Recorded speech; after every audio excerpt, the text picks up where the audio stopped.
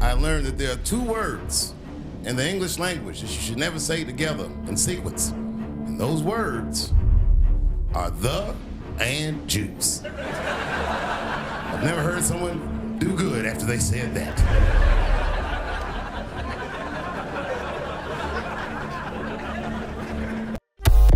And the next upstream frontier is engaging businesses, making sure they don't back anti-Semites just to chase a buck.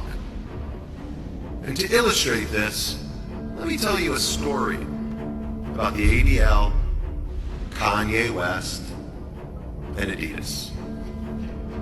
As we all watched in recent weeks, the world-famous Kanye West unleashed torrents of anti-Jewish hate, both online and offline, on social media and in interviews. And as that happened, ADL, we do what we do, we sprang into action. Our researchers tracked how Kanye was cheered by extremists, from the Nation of Islam to the Proud Boys to neo-Nazi leaders. And many brands, like Balenciaga and Gap, MRC, creative artists, many others, said that Kanye's values weren't their own. And as he unraveled, they cut ties. In many cases, they took losses of millions of dollars because of those decisions. But Adidas was silent. So I called the chairman of Adidas, and he gave me a list of reasons as to why he couldn't act.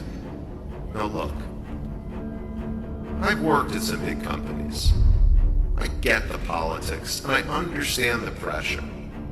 So I told him, hey, we will work with you, and we will praise you if and when you do the right thing. But until you do, ADL will hammer you as hard as we can.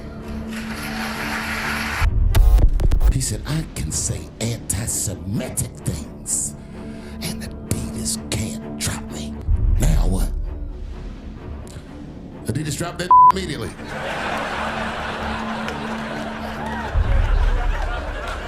Ironically, Adidas was founded by Nazis, and they were offended.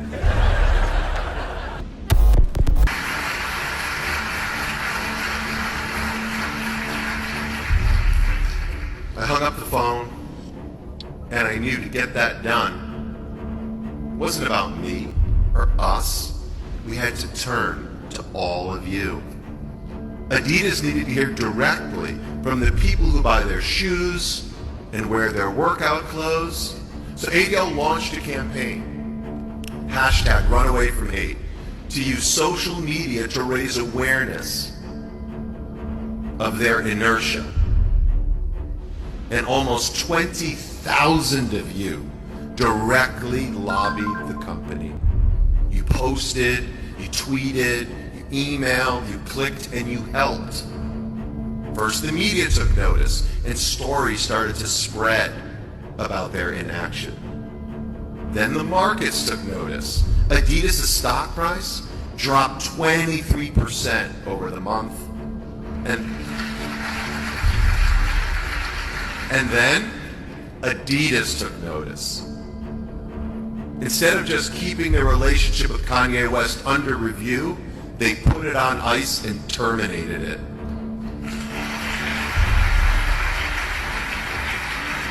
And look, while I wish they had done it sooner, Adidas, to their credit, made it abundantly clear that they would not do business with bigots. And we have Rabbi Weiss here. I always say Weiss, but I think it's Rabbi Weiss. He's here for the second time, so he's not a stranger. The first time he was here was the first time that a lot of people didn't know that there were Jews that were not accepting of the Balfour Declaration.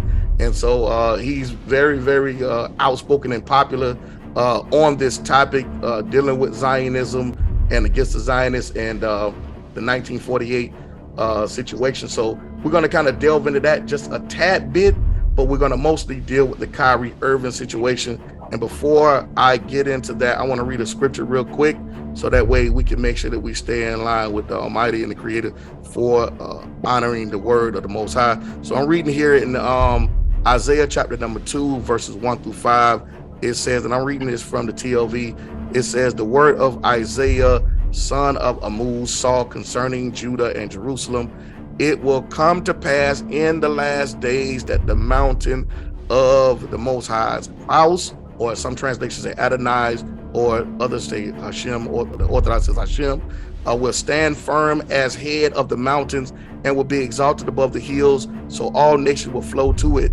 Then, verse number 3 says, then many peoples will go and say, come, let us go up the mountain to Adonai's house, to the house of the Most High of Jacob. Then he will teach us his ways, and we will walk in his paths. For Torah will go forth from Zion, and the word of Adonai from Jerusalem. Verse number 4 says, he will judge between the nations and decide for many peoples. They will beat their swords into plowshares and their spears into pruning knives. Nations will not lift up sword against nations, nor will they learn war anymore. And the last verse says, come, house of Jacob, let us walk in the light of the Most High, or Adonai, or Hashem. All right, so let's end on that. We're going to transition here, and let me get back over here. All right, here we go. Well, shalom, everyone. We have none other than Rabbi Weiss here. What's going on, Rabbi? How you doing this morning? Thank God. My name is, well, it's a little hard, it's a little complicated, but in Hebrew, it's Rabbi Yisrael David, and my family name is Weiss. Actually, you were right the first time. Okay. Yeah. All right, so what is the preference for you? Rabbi Weiss is fine. Rabbi Weiss is fine. All right. Okay, cool. Yeah. So, and thank you very much for having me on your program. It's always an honor and privilege. I speak to many people, and it's really critical that people understand what the truth is, what the Judaism is, what Judaism represents, what it does not represent, what it stands against, because unfortunately, it's maligned, it's been really misrepresented and smeared in the dirt, the Jewish religion, our connection to God. It's all been falsified, and therefore I pray to the Almighty that He should bestow upon me His truth, His wisdom, and that I may be worthy of conveying His message, and so sanctify His name, and hopefully attempt that we should be able to cleanse what's been damaged by basically, really today, you would say as a general rule, by Zionism and their spokespeople. Yeah. Rabbi, I think that that before there was a lot of conversation that was being talked about over the past 20-25 years about Zionism and the elite's control within the political scope of things.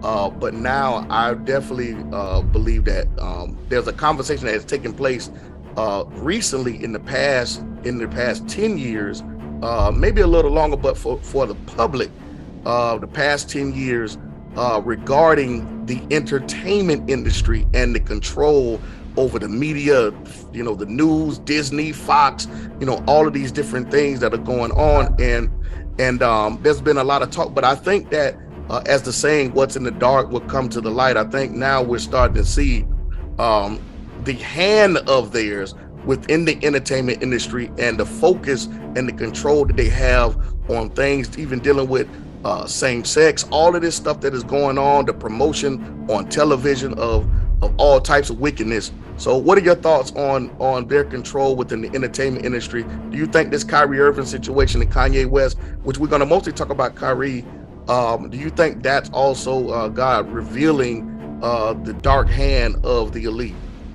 Yeah, well, we're not prophets, and we're not.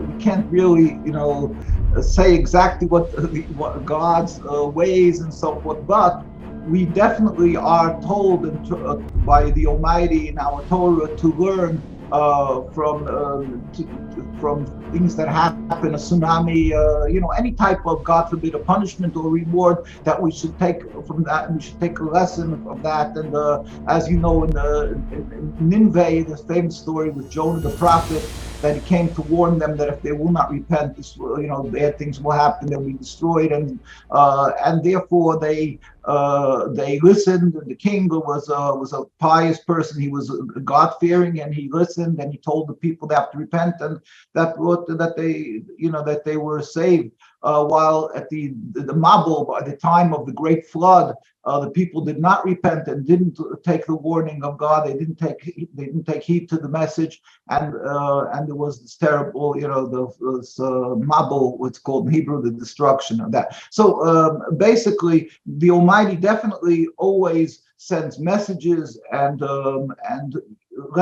reveals for the ones who want to see the hand of the Almighty, worthy to be able to see and to understand, and if a person is serious and looking for the truth. Now, I think though, but if you allow me just for a minute, just with God's help, to explain to people what the issue I'm talking about. Zionism, many people maybe didn't have the privilege of seeing the last show that we had together. So we really have to explain.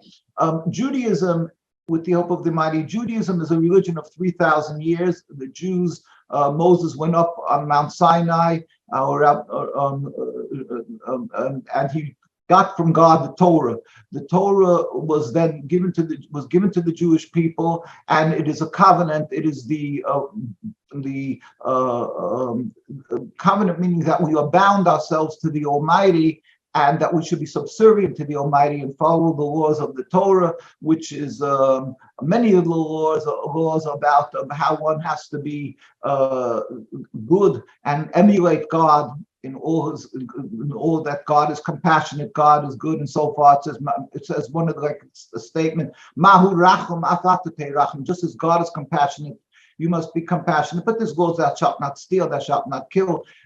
There's of course many laws pertaining like the Shabbos, the Sabbath, and things that we have with the Almighty to show that God created the world in 6 days, 7 days. So there's different laws, but many of the laws pertain to how one has to be to his fellow human being, and that we should be compassionate and so forth. The Jewish people, for 3,000, that was 3,000 years ago, accepted. We went into the Holy Land, and King Solomon then built the temple and so forth, as it was God's commandment to go there. But 2,000 years ago, there was the Almighty had warned the Jews many times by the prophets Jeremiah, Ezekiel, and Isaiah, and they warned Jews that they're not up to that high level of holiness to be in the garden of God, the Holy Land, as it's called, Holy Land. So they weren't up to that tremendously high level that was required. So therefore, we were warned that the temple, which is our connection, our conduit to God directly, will be destroyed, and we will be dispersed amongst the nations, which happened around 2,000 years ago. And for 2,000 years, we are dispersed amongst nations. And but it happened not because of our physical lacking, because we weren't strong. It's simply because of, as God said, because of our sins, we were sent out of the land. So we always believe that everything is directly from the hands of God. Obviously, if the ones who murdered, let's say in that time, who murdered the Jews, they'll have to reckon with God. They'll be punished soundly for the murder and so forth. But the end result was what the Almighty had decreed, that we should be dispersed and not be a nation as a nation together with the temple and so forth. Now, we were then warned by God, put in the 3 oaths, that we should not attempt to return en masse to the Holy Land as a nation. Okay, Rabbi, hold on, Rabbi. I need you to repeat that one more time. Right. We're not supposed to return where? to the Holy Land. All right, go ahead. Again, there's 3 oaths. God put us under. This is King Solomon writes it in his book of the greatest book of prophecy. It's called Shir HaShirim, Song of Songs, and this was explained in the other biblical writings in the Talmud, and that explains the verses of the Shir HaShirim, the Song of Songs of King Solomon. So we were put under 3 oaths. 1, not to return en masse. That means in large numbers. To recreate the Jewish sovereignty is expressly forbidden for the Jews since the destruction of the temple, until the Almighty, with his compassion, will reveal his glory throughout the world. All humanity will stop being atheists. Everybody will recognize one God, and God himself will build the temple without any human intervention. And not everybody will become Jewish, no, but all humanity will have, there will be a spirit of God, and we will serve God together in harmony. So, but till that day comes, Jews are expressly forbidden to attempt to return. Now, we as a nation, now, even when we do return with God's will, the will of all the nations, of the Palestinians and so forth, the goodwill, it won't be forced, it will be their goodwill, but it won't be a state of Israel. Why? This state of Israel, let me just briefly state the other 2 oaths. The other 2 oaths are that we are not we should not rebel against the nations. In other words, we are dispersed amongst the nations. We have to be loyal and good citizens and pray for the well-being of every land on which we are, even if they tax the Jews more than others, and whatever it may be that Jews suffered in Europe, and they lived under very, very wicked leaders who really didn't let Jews have land ownership. They double taxed them and so forth. Still, we have to pray for their well-being and be loyal citizens. The third thing is that we should not make any attempt to leave exile. Basically, they're all about this exilic prohibition. Now, this is for 2,000 years, Jews went through many trials and tribulations. They went through the Inquisition. They went through the Crusades. And it happens to be that the Inquisition, in other words, they tried to forcefully convert Jews, and they burnt them at the stake, and they threw them out of all the many lands in Europe. But what happened was, it happens just to be that the Muslim lands took the Jews in and embraced us. So that we have to talk about, but that's another issue right now. But basically, as a Jewish people, we did not, throughout these 2,000 years, make our own sovereignty because it's forbidden for us. Even though the Jews were able, at certain times in the 2,000 years, there was some rich, at the times that there were rich communities, and they could have built the land, made a Jewish sovereignty somewhere, but the rabbis always warned them that it's against God's will. Now, a mere 100-odd years ago, a movement started called Zionism. Okay. This was created by Jews who are estranged, who hated the religion, who are non-religious as a whole. There was some religious amongst them, but the whole movement was basically a movement of politicians, of nationalists, people who wanted to create their own sovereignty. And so basically, Rabbi, their money is their God, basically. Exactly. And so they tried to transform this Judaism from religion to nationalism. Okay. But they knew that they will not be able to accomplish such a tremendous issue of creating a state, of creating a land and so forth, without backing of the world populace. So they came along and they started waving the Star of David, the name Israel. Wait, Rabbi, hold it. Yeah. Hold on, Rabbi, put that up again real quick. You can. Yeah, well, we have it crossed out, as you see, because this is their flag. And they basically said, so they put on a facade of holiness, like they're coming representing God, because they knew that the masses, most people just know that God gave the Jews the Holy Land, and the Jews were there, and so therefore they used that concept of Jews being in the Holy Land and being driven out of the land. And they said, now we're returning to the land that God gave us. So they used the motions, and they used the support of the evangelistic Christians and the unaffiliated Jews who were simply ignorant of the Torah, and the suffering of Jews. And they used all these concepts to be able to get support from around the world, which they got in a large way.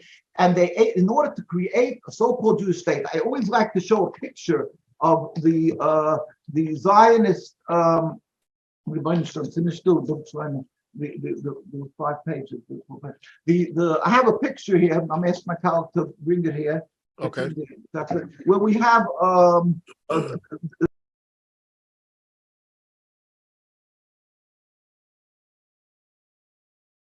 Rabbi, you muted. You muted yourself. You got to unmute yourself. You done got mute. Hold on, everybody. Rabbi, you muted. You muted yourself. You got to unmute yourself. We can't hear you. You got to unmute yourself. All right, there you go. This is I carry it around with me, so it's a little dog ear. But this is a picture of David Ben-Gurion, the first Israeli prime minister, reading the Declaration of Independence in 1948, the year that Israel was created, in Independence Hall. Now, if you know, this is a Herzl, Theodor Herzl, the father of Zionism, and they're all sitting here. I don't think there's one person who has his head covered. Now imagine making a Muslim state or a Christian state. You will see in the Christian state priests and popes, right? You'll see a Muslim state, you'll see imams, ayatollahs, something you'll see representing sheikhs. Here, you're seeing a supposed Jewish state returning to God, the prophets, and all the other holiness of King David and all these things. You won't look at this. Well, Theodor Herzl looks like he has a beard, but it's like a beard like a goat's beard because he wasn't religious. In fact, he was totally against God. He said that he wrote in his own diaries on page 14. He wrote that they will gather together and he wrote in his diary that they should gather together and make a celebration. Here we have. I carry I have a lot of it's called a traditional Torah opposition to Zionism. It's historic documents, and I have against the Zionism. But this is, for instance, a quote from his diary, Theodor Herzl, page 14. He writes, "The way to solve the problem of anti-Semitism is to speak to the head priest of Vienna to get an appointment with the Pope to make a mass conversion of all the Jews of Austria to Catholicism." Wait a minute, hold on.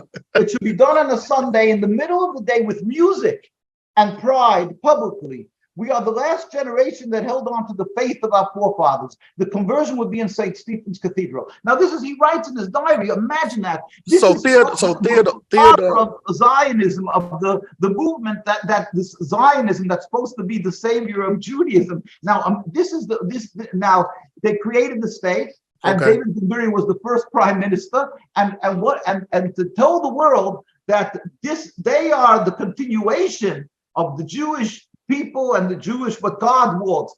This couldn't be anything further from the truth, because God warned us: do not make a Jewish sovereignty. God warned us: do not kill, do not steal. So everything that is being perpetrated against the Palestinian people, everything that is being in the name of Zionism is one colossal crime. It is what the Arabs and the Palestinians call a Nakba. It is a catastrophe. And what they're doing is, in order to be able to continue this building and support, is constantly trying to get the world to see that the Jews who have suffered in the Holocaust, definitely we've suffered. My grandparents were killed in Auschwitz. Millions of Jews were killed, but they tried to make a line, an unbroken line. So, Rabbi, let me ask you this. Let me ask you this. So, are you telling me that all of this that is going on and the establishment and all of the deception,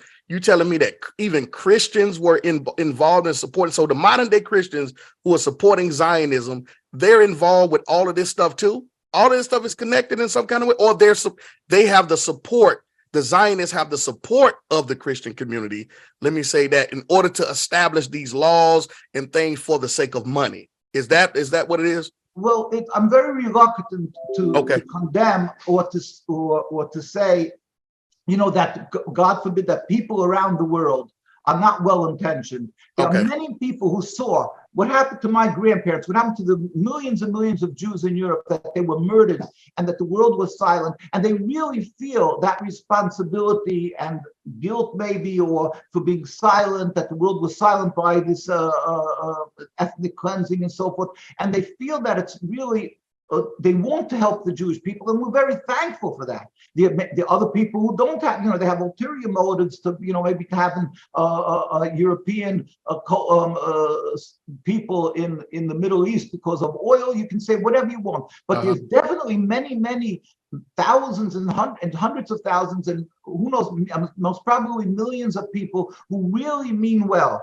but unfortunately, they are being totally conned and misled, because not only isn't that a favor for the Jews, and certainly it's a terrible suffering for the Palestinians, but what they're doing, they're making the Jews, by doing this, they are putting Jews up to drive a rift between Jews and the Palestinians, Jews and Muslims, Jews and people around the world, and between Jews and God. Because God told us we should not have a state, and it warns us that it will bring to catastrophe. So, spiritually and physically, it is a terrible, really crime and misdeed, this creation of the state. Now, our rabbis, from then till today, have been standing and demonstrating against this. Here you have our chief rabbi in the 1920s meeting the king of Transjordan. Here you have hundreds of thousands of Jews after they passed away, the last chief rabbi, and this is in the streets of Jerusalem and in the United States. Why don't we see this on national news? Is the Zionists controlling that? Well, you see, that's the point. The Zionists definitely have a big say. They own certain media outlets, and they have a big say in others, and they use intimidation, because if some person or reporter or newspaper will write about this, they'll right away use their tools. They're accusing people of being anti-Semitic, because, as I say, the general world. There we go. So I want to talk about that too. I want to talk about the term anti-Semitic. It just in a few we're going to transition to that. But go ahead and. But I would like to get to, of course, to the point that we're speaking now of.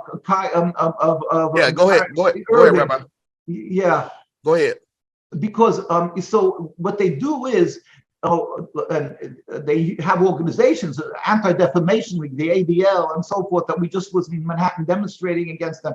Wait a minute. Y'all were demonstrating against the ADL? Yes, just 2 days ago. Yeah, they had a conference, and we went and we demonstrated. Why? Because what they're doing is they're using the Holocaust, of course, but because that we suffered, and they constantly warn people, don't stand against the state of Israel, because then you're connected with the Holocaust. They use intimidation, the psychological intimidation. Now, what they do is they continually do this. They look, if somebody said a word, now we're not condoning, God forbid, we're not condoning when somebody speaks anti-Semitic. We're not condoning if somebody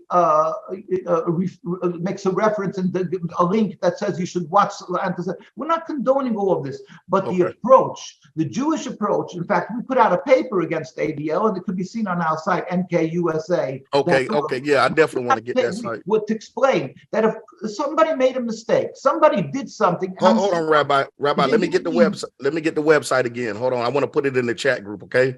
Yes. What it's NKU, what now? NKUSA. NKUSA. Like the United States of America. Is that .com? .org. Okay. NKUSA.org. And you'll be able to see our demonstration just against now ADL and so forth. And you look at the Facebook link. On the page, you can look at the Facebook link on the page. Okay. Now, so basically what they do is they constantly look, and if somebody who could be, who's a very fine person, Kyrie Irving, and he said, I'm not an anti-Semite, he didn't mean it, but unfortunately, he's distributed something that which, like he said, he made a mistake about it. But he said, I made a mistake. Finished. He said he made a mistake, and he's not an anti-Semite, and he really feels bad about what he does. So that's the way the Jewish approach is. When somebody, you approach them, you politely, you try to appease if they have some hard feelings, you express them. Now, we went to Farrakhan years ago. This was when he spoke out against Judaism. This was way back in the 1999. We met with the Minister Farrakhan. Why? Because he started speaking against Jews, and people started attacking him. All these organizations, ADL, and all these organizations as anti-Semitic. So we went. And we met. He said, "I don't want to meet with you." He said, "We're not going to apologize because you attack him. He's like a sort of a tough guy." So we said, "We're not coming here for apology. We want to meet with you."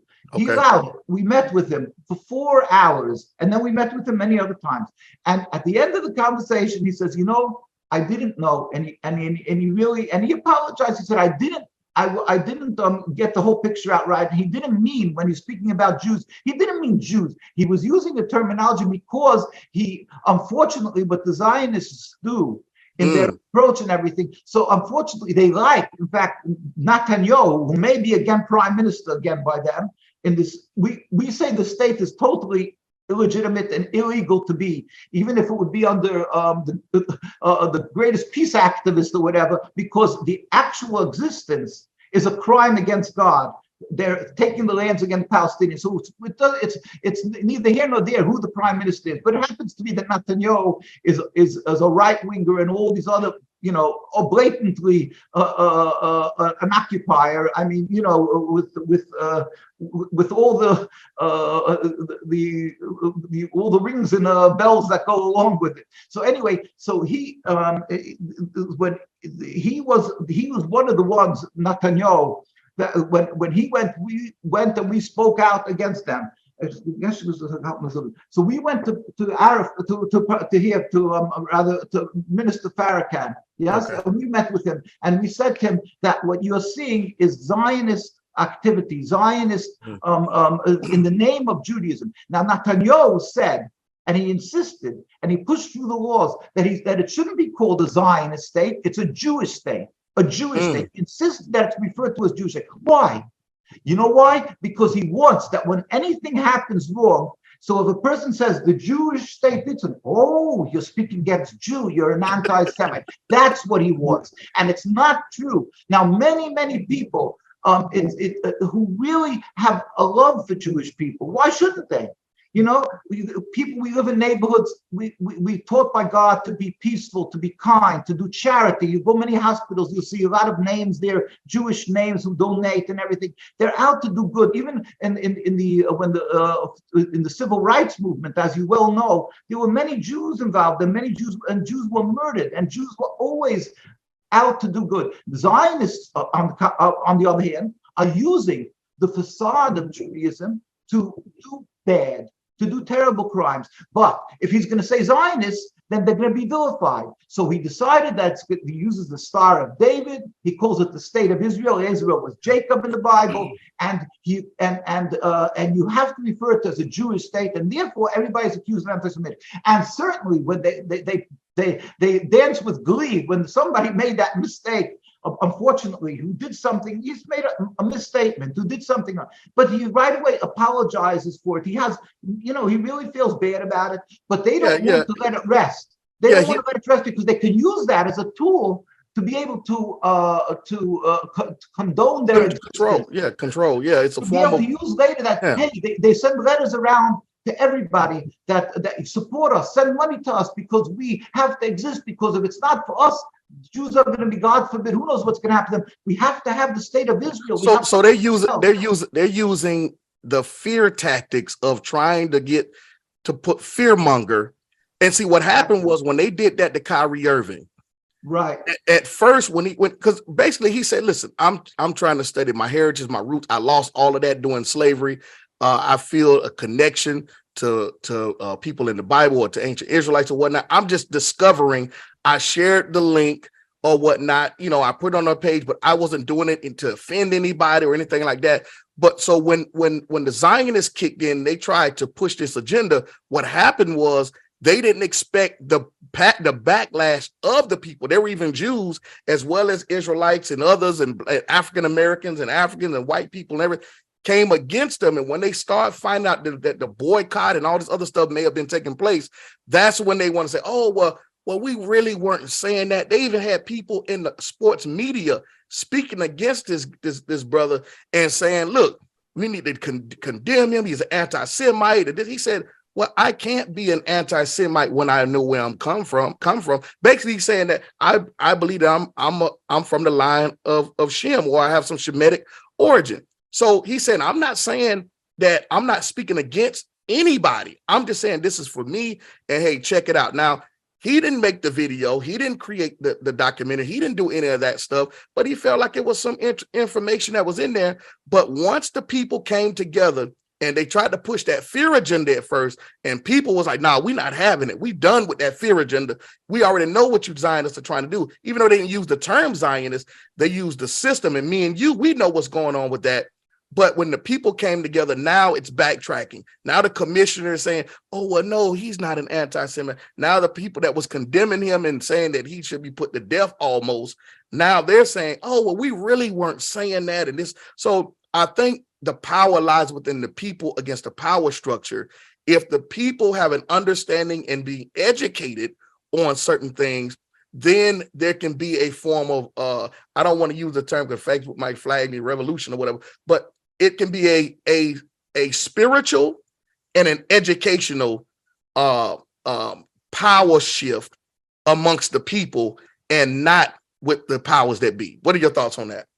Well, yeah, that's exactly, like I say, I love to hear what you say this, that you're sensitive to the, just like we have to be sensitive, to every humanity, to every person who's downtrodden and so forth. The sensitive to the issue of Judaism and the Jewish people, because, and like he was saying also, he really, sometimes a person doesn't realize he's a busy person. He's doing what he, in the sport, what he has to do. And he put out this thing. He was interested in his heritage. He's hurt from his heritage, what he saw. And he obviously didn't mean to do harm to Jewish people. And so when he found out that, they has things that are very bad, and that's fine. So he said, I have regrets on that. I apologize. And we have to, as a Jewish people, we should be saying to him, thank you very much for retracting, and saying that because you missed, what was in there, certain issues that are very sensitive for Jewish people. So we have to appreciate that he said that he took that back, and he didn't not even took it back, like you say, he didn't say these things. He put it out, and he says he didn't realize what it was all these issues. So again, the Jewish people have been always feeling the suffering of the black people, the people who were enslaved for 400 years. The Jewish, of course, you'll find in every religion, you'll find in every type of people, you'll always find people who commit crimes, who do bad things also, and so that's obvious. But as the Judaism, the religion, and the Jewish people who are true to the religion, they are taught not to kill, not to steal, not to oppress, to be kind, and so forth. So it's really wrong to throw everything into one basket, to say that everybody, that Zionism is, and the people who have this, this forceful and intimidation tactics and these attack tactics, the attack approach and all that they represent us. But unfortunately, the world looks at it as if they represent the same thing. Because of that, because of this, the catalyst, the effects of this is that whenever there's some, unfortunate, whether it has to do in business world, when it has to do with the sports world and the entertainment world,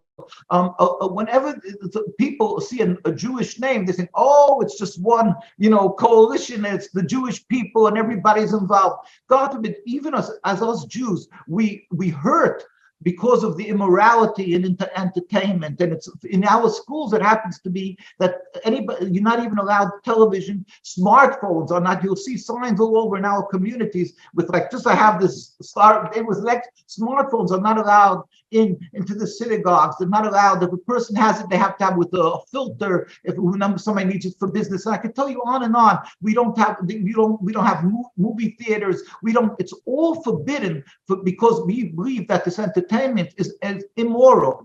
So you'll find Jewish names, but they are individuals. You'll find Jewish names in the business world who unfortunately don't do, who do bad things, but they're representing themselves.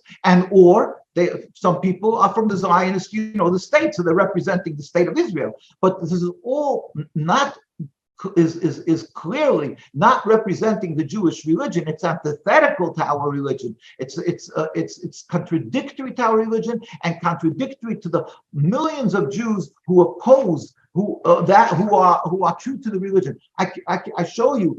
This is the chief rabbi who just passed away actually this last year, who was going to a demonstration against the state and was brutally beaten. We have pictures of our rabbis by all our demonstrations. You'll see that here they're spraying them with it's called stink water. It's chemical water that destroys their clothes. They're beaten with horses that just tread upon. They're assassinated. These are demonstrations in the Holy Land, and nobody in the media speaks about this. We stand out there. We're never armed because the Jewish religious communities, it's against our religion. We don't carry arms. And they're constantly beaten. But you see, Israeli police, Israeli army, and nobody says a word about this. This is so Rabbi. Let me ask you this: Is there a beef between the secular Jews and the religious Jews? Are the secular Jews on the side of the Zionists against the religious Jews like yourself?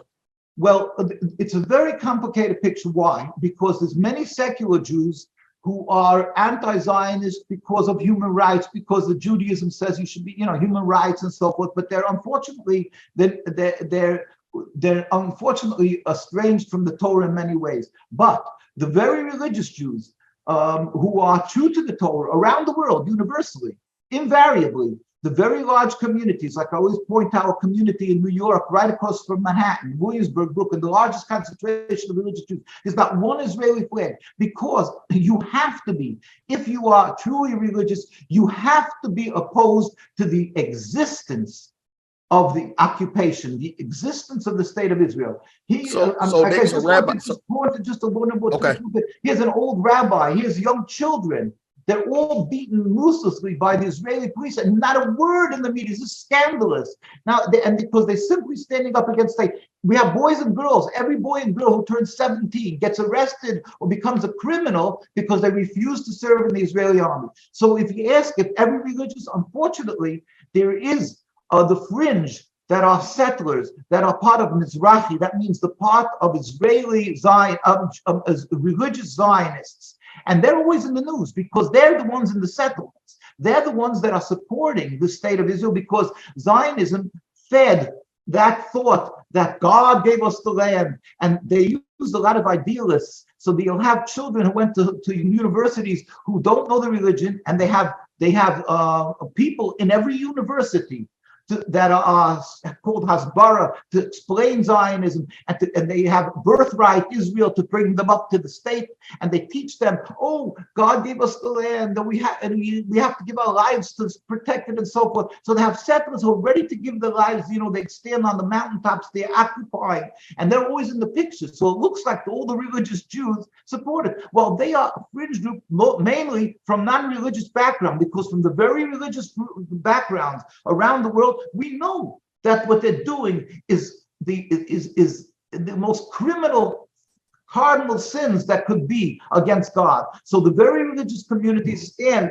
in unison against the Zionist state. Our hearts cry with the Palestinians. Our hearts cry when the ADL goes and attacks and embarrasses people. And even if the person turns around and says, I'm not an anti-Semite, I apologize, I didn't realize what I did was wrong, but they don't forgive them. They don't say, okay, he made a mistake, because they use the attacks on people to build their state and to get support.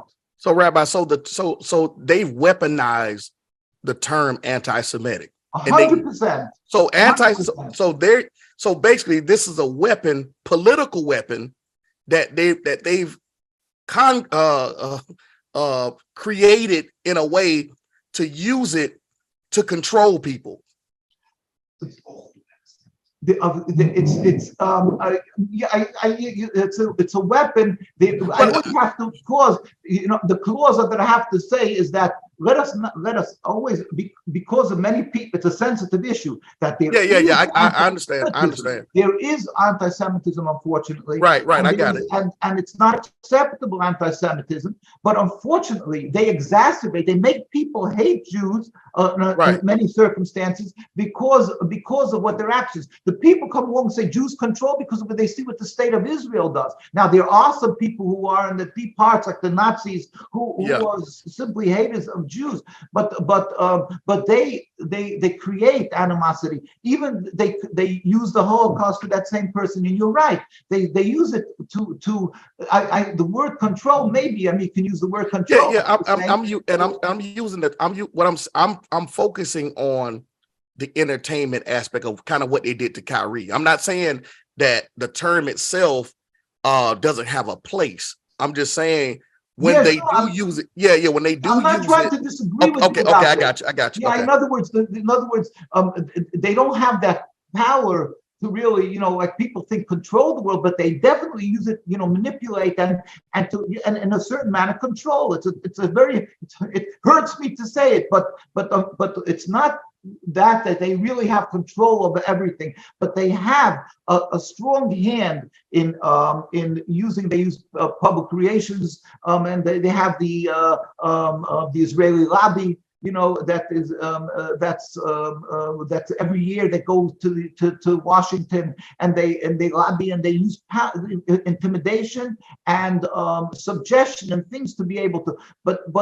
And the world unfortunately ignores the core element of Judaism. And the Jewish people that are living in so many different countries, in England and in Europe and in the United States, the very religious communities that are pleading with the leadership that they should hear and respect what Judaism is and what Judaism says, that the Palestinian land should be not occupied, that there should be an end, speedy and peacefully, of the occupation in its entirety, that they should not be standing in cahoots with the Zionists. They should not be supporting that state of Israel, and that by supporting it, not only are they oppressing the Palestinians but they're oppressing the Jewish people physically and spiritually, and creating more bloodshed and hate around the world between Jews and other people. We're not condoning the hate, but it's caused directly by, you say, like the control of the mind.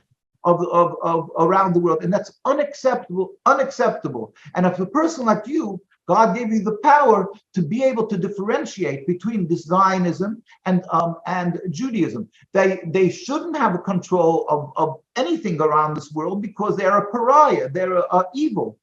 So but we have to sort of get the tentacles out of the public, out of the people, that they should be able to think clearly. And if they would think clearly, they would see what is Judaism: kindness, friendship, supporting people who are suffering, and not attacking viciously, and accepting apologies, and befriending others, and living together in peace. Let me ask you this: have you guys protested? Because someone asked a question in the chat. Have there been a protesting or a confronting of John Hagee? We've gone to. You mean from the evangelistic Christians? Yeah. John Hagee. We go there every single year when they make their big conference in Washington, and we stand outside with big signs, and we hand out pamphlets, so we give it to the people who go in there, pleading with them to hear the voice and to respect. Just like I'm not going to dictate to the Christians their religion.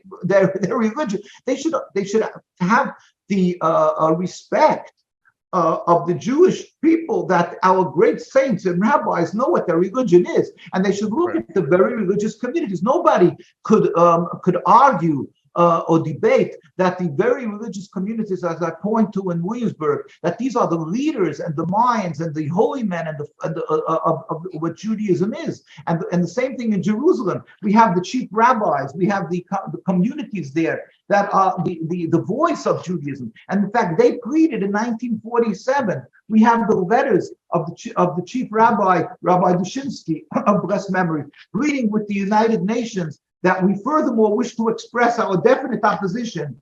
Again, I carry it around the streets in the rain and everything, but this is Rabbi Dushinsky of blessed memory speaking it's in the United Nations documents in 1947 when they had a delegation to study the issue of creating a so-called Jewish state. He said, we furthermore wish to express our definite opposition to a Jewish state in any part of Palestine. I have a blown-up picture of that. You can see. So is all of this information, is all of the information that you're presenting on Zionism, that you're showing the pictures and the articles, is all of that on the website? Yes, it's all on the website, and we could send you an email of these. Okay, send me, pictures definitely. that I showed you and everything. But it's all there, and you see pictures of constant demonstration. It never stopped. It started before they created a state. The Jewish community in Palestine were living in harmony, in peace, together with the Muslims for hundreds of years. There was no United Nations, and they lived in total harmony, babysitting each other's children. And we have so many of these different beautiful pictures. They helped each other. They lived in the same households. When the fathers and mothers went to synagogue, they babysat. They gave the children to their neighbors. They entrusted their most precious, their jewels, their children to their neighbors. And it went. And it was reciprocated the other way. Everybody helped each other and lived in peace. There was no necessity for armed guards and so forth. And unfortunately, Zionism came and turned everything on its head. They made a mistrust of one of the other. They used fear mongering. They used this mistrust, and they tried to equate the Palestinians who are suffering with the Nazis. I mean, it reviles this whole concept. What they're doing when the history attests that the Muslims and the Arab countries are the ones who embraced us for hundreds of years when we suffered in Europe, direct accusation, against the Jews, the Crusades, I say, the Inquisition, and so forth.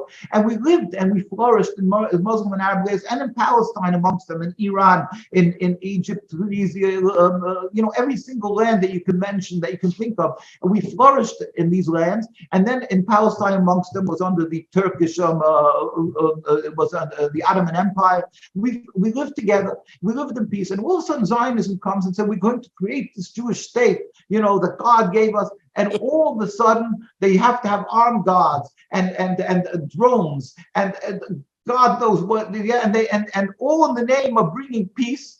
And because they're the moral ones, and they're supposedly a democracy that's predicated and created by the oppression of the Palestinians and beating of the Jewish people daily and arresting them because they refuse to serve the IDF and so forth, and continued by the fueled on by accusing people constantly of being anti-Semitic, creating fear around the world and saying it's all just a terrible. Hold on for a second, Rabbi. Hold on for a second, Rabbi. To everyone in the chat, that if you just jumped on, okay, if you just jumped on, please make sure you go back and watch the beginning of it before you ask certain questions, because certain questions have already been dealt with and certain questions are not relative to the conversation that we're having. Okay.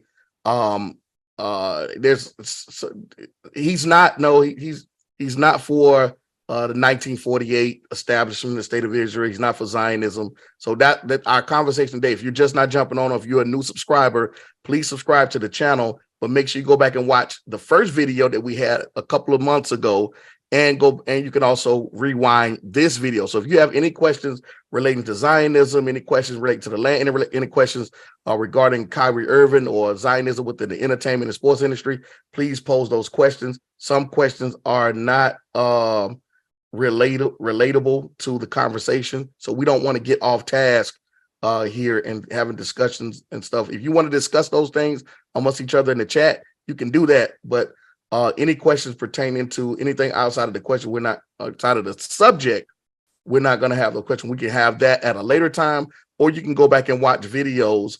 You can go back and watch videos with other rabbis that I've had on that can answer the questions that you have. I've interviewed several other rabbis on different subjects and topics. This topic is about Zionism. This topic is about Kyrie Irving. Okay. All right. Thank you guys for that. I just want to bring some clarity to all of you that are in the chat. Be respectful as well to each other. Hey, shalom, Sister Carol. Bless you, sis. Shalom to you. Bless you, sis. All right. So go ahead. Wait, did you have anything else you wanted to add to that, Rabbi? I'm not going to keep you longer. We have a few more minutes, Yeah. whatnot. If you want to go ahead, but thank you for jumping on again. Yeah, again, we plead to the Jewish people that they should step back. If they're looking honestly for the truth, they should look at what the religion is and what the leaders of religion for all these generations who gave their lives for the religion, who are very serious about it. They send it to the religious schools, they eat only kosher, and they do they follow the modesty laws and so forth. And why is it that the very religious, all of them around the world, stand in opposition to the existence of the state? The more the religious, the more anti-Zionist. So one who's looking for the truth should, as a Jew, should not be following their emotions. That they say, "Oh, we suffered, therefore we have to have an insurance policy. We have to have a." They should ask why the ones who are knowledgeable of their religion.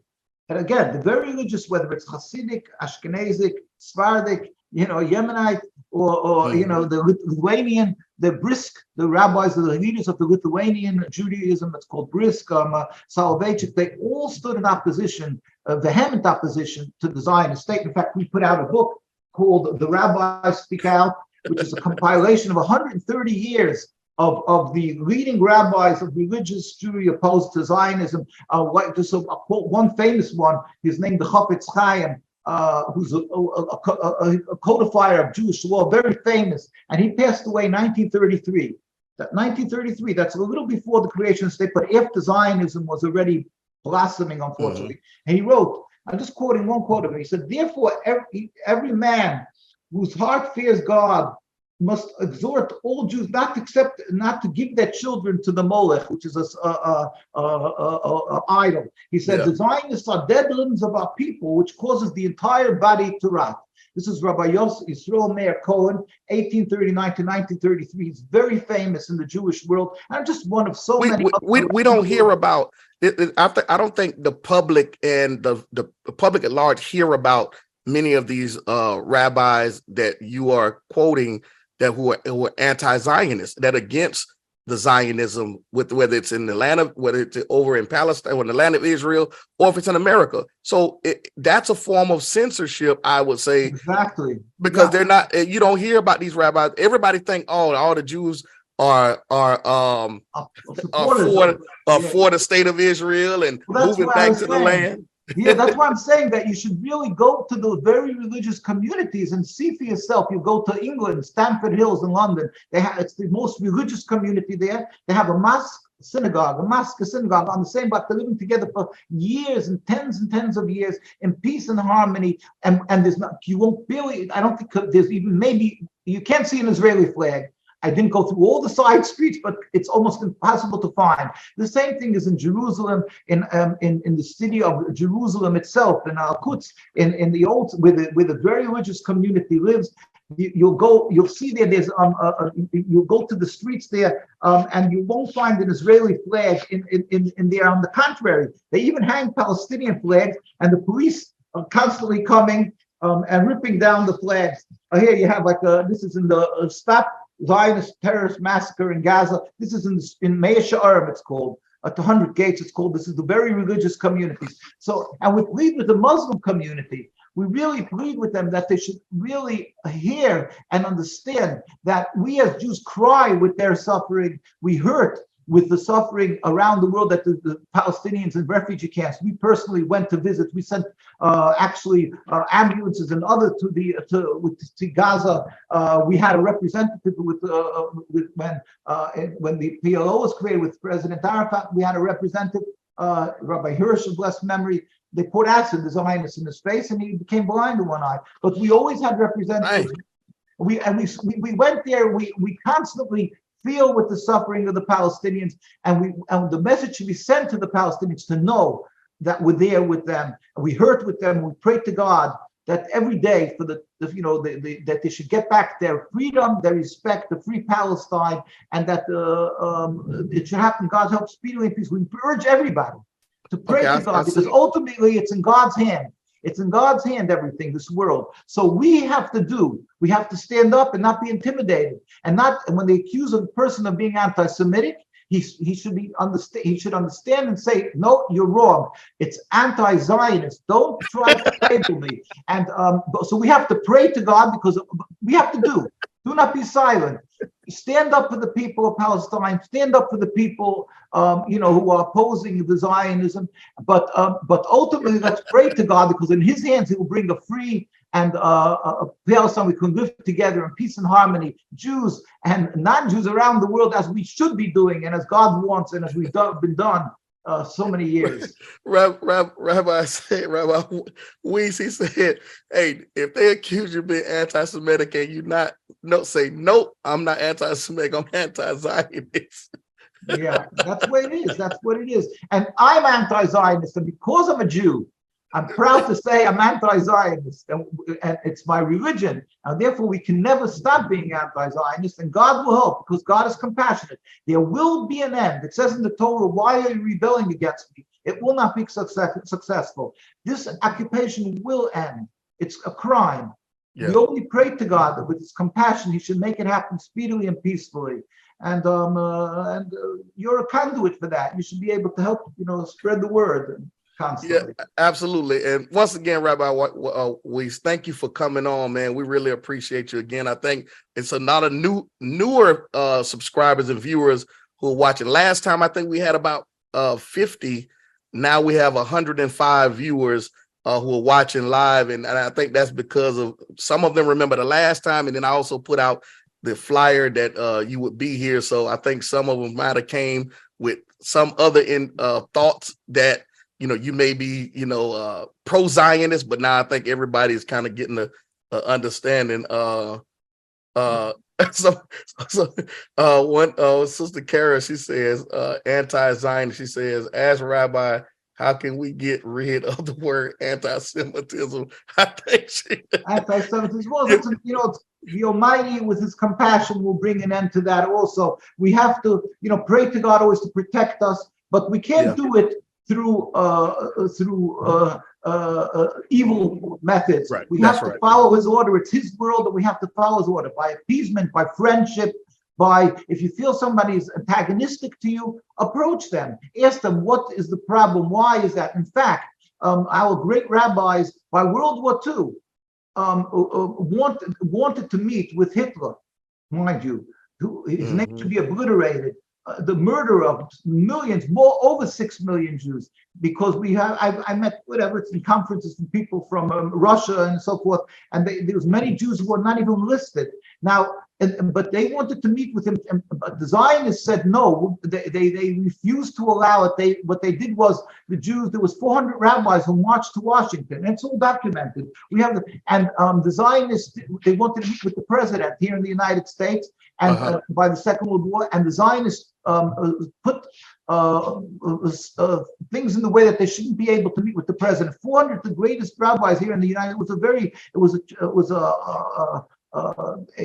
It really is some type an awesome moment, because at that time to have 400 rabbis in the United States who were religious was the beginning of wasn't that time like today. You have so many great and the Zionists got the connections, and they stopped that meeting. The rabbi said they want to meet with Hitler. So what did the Zionists do? Stephen Wise, a reform, not a true rabbi, a reform rabbi in Manhattan. The rabbis wanted to meet with Hitler. Yes. And we have that documented. Rabbi, you're gonna have to pause right there. Hold on. I gotta let it marinate, Rabbi, what you just said. I don't think anybody has ever heard this information, because what we hear and what everybody has heard, that Hitler or the Jews was not even trying to talk to Hitler because he was killing all the Jews. Now this is what I want everybody to hear me, and I want you to hear me as well, Rabbi, as well as your brother that's sitting there with you. Okay, I'm not saying what Hitler did was good. Was I'm not pro Hitler, and I'm not saying what he did was valid. All I'm saying is what you're saying. This is the first time us hearing this about Hitler. Rabbis want to meet with Hitler. Go ahead, Rabbi. Go ahead and finish. Well, let's state clearly, his name should be obliterated. He was the greatest evil. Yet at the same time, just like Jacob in the Torah, it clearly states that Esau, his brother, wanted to murder him.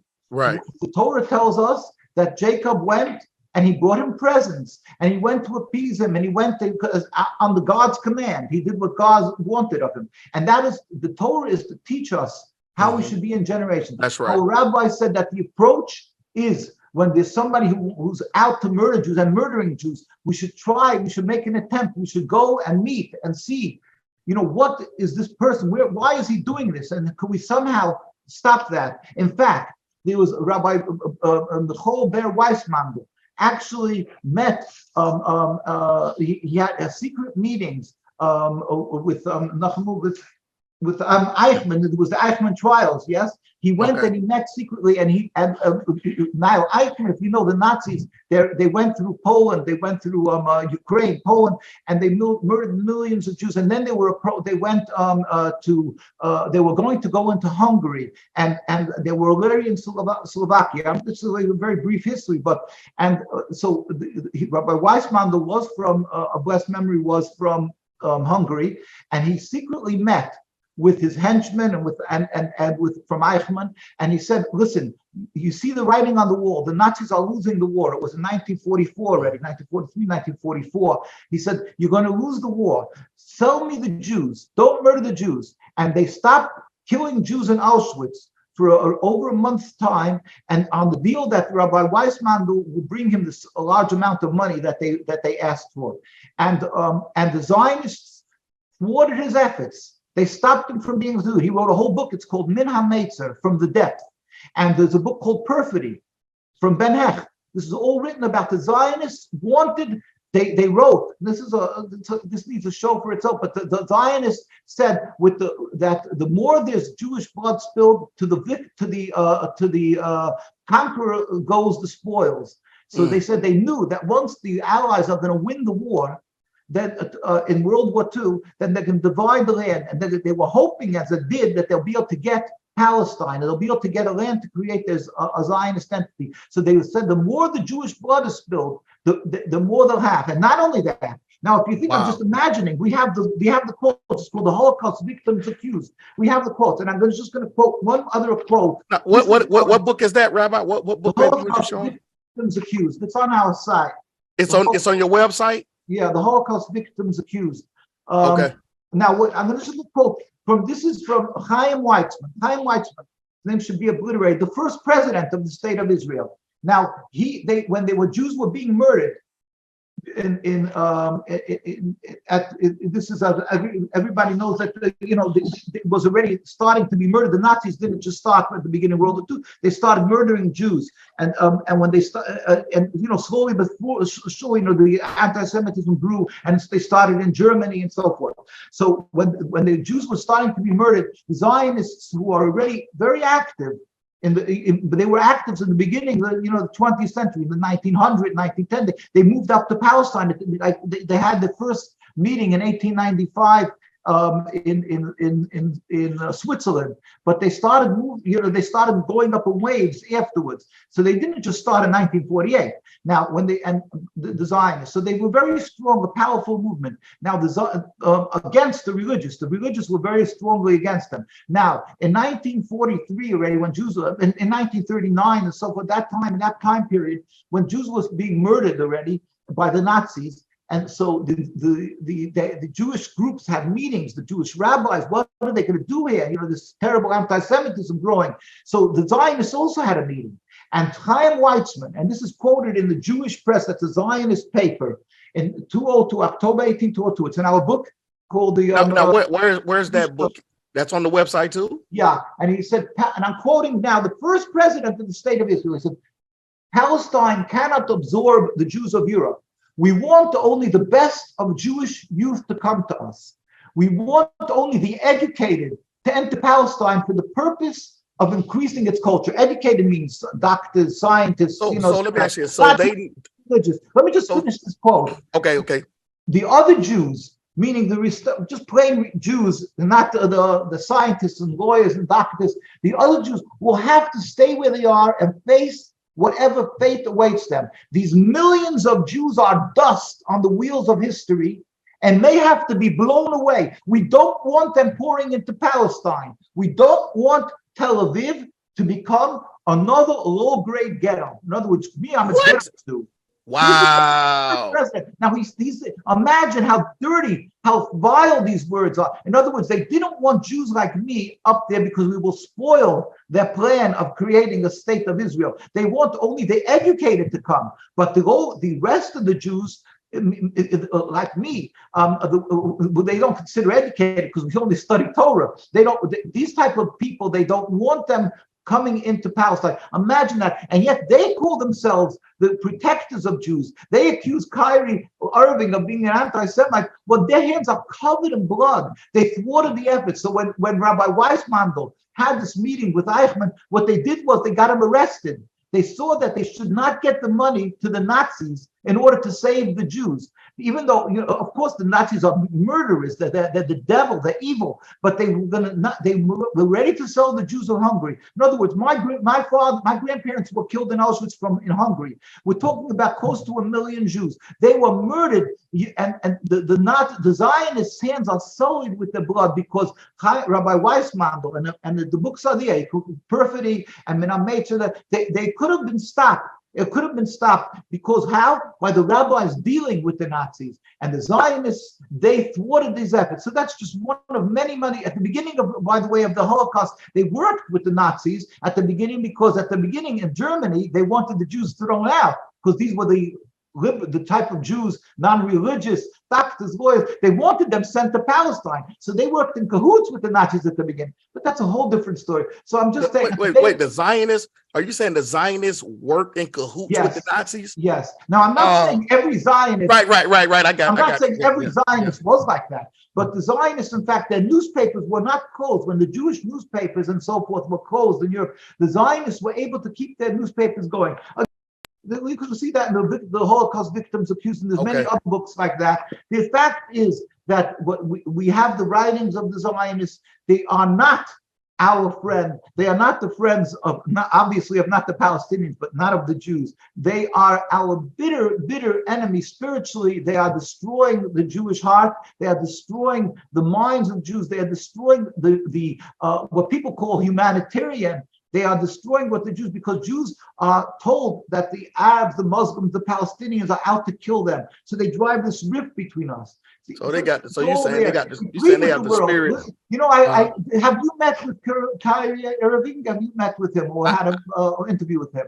I haven't, but I would like to. Oh, so you know what? Arrangement. We'll get to make a thing. We should have a meeting together with him and. Definitely. Yeah. And we'll be able to discuss these issues. Okay. Yeah. We'll try to make that happen. Yeah. Anyway, but really, we plead with the world to understand the difference, and let us try to bring the hearts together again, and not always remember not to confuse Judaism with Zionism, or what, God forbid, the Jewish people are not out to take over the world. The Jewish people are out to serve God, learn Torah, be spiritual, be holy, do kindness to others. In fact, we're forbidden to stand, to be out in the public there to dictate to the politicians. We have to pray for the well-being of the land and the good of all mankind. Question is, we woke now. He says there are coins that has the swastika and the Zionists.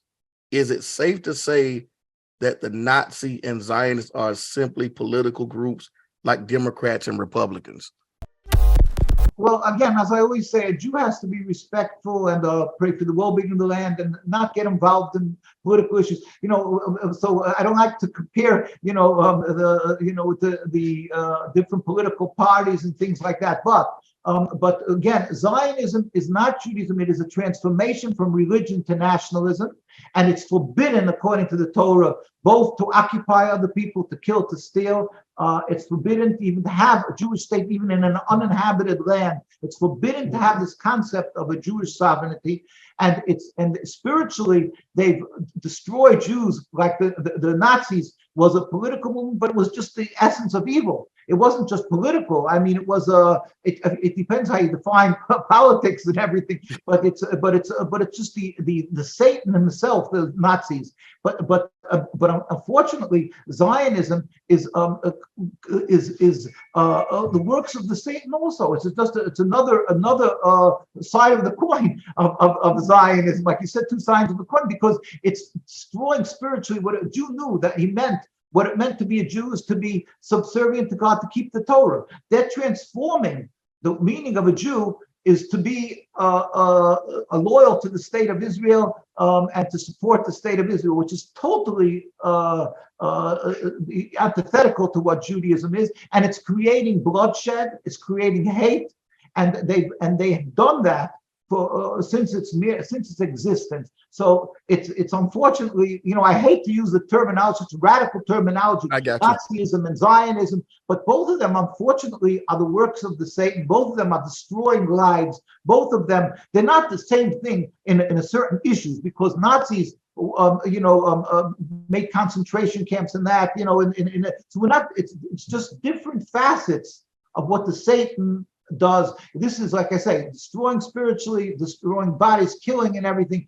As far as the Palestinian goes, the Zionists will be happy and celebrate if they can rid the whole land of Palestinians. They're not out to do what the Nazis did to the Jews, which was to burn all the Jews and kill them, and they didn't let them escape. They hunted them out in the house. When Jews tried to escape, they hunted them and killed them, and they paid rewards to every Jewish person. So there's of course differences between Nazism and Zionism. Both are essentially evil, and both of them, with God's help, we pray to God there should be an end of both. That's that concept. Hey, awesome. Sister Carrie, yes, I noticed that too. That it, throughout this broadcast, his seemed like automatic mute or something has been kicking in or something like that. But you never know what the powers that be, how they are, especially with YouTube and stuff. But thank you so much, Rabbi Weiss. Thank you so much for jumping on once again. Based on the comments in here, you definitely shed a lot of light, and we're gonna be checking out the website. Y'all listen, we put the website in the chat. Go check it out. They have tons of information on there. I'm gonna be getting some more information as well to educate the other people. Listen, Genesis chapter 11, verse 10 explains the genealogy of Shem. Shem was a black man in Africa. If you repeat this back, Genesis 14, verse 13, Abraham steps on the scene. Being a descendant of Shem, which is a fact, means Abraham too was Abraham, born in the city of a black man, called Nimrod, grandson of Ham. Ham had 4 sons. One was named Canaan. Here, let me do some explaining. Abraham, Isaac was Jacob had 12 sons. For real, and these were the children of Israel, according to Genesis chapter 10. These were the children of Israel, according to Genesis chapter 10. These were the children of Israel, according to Genesis chapter 10.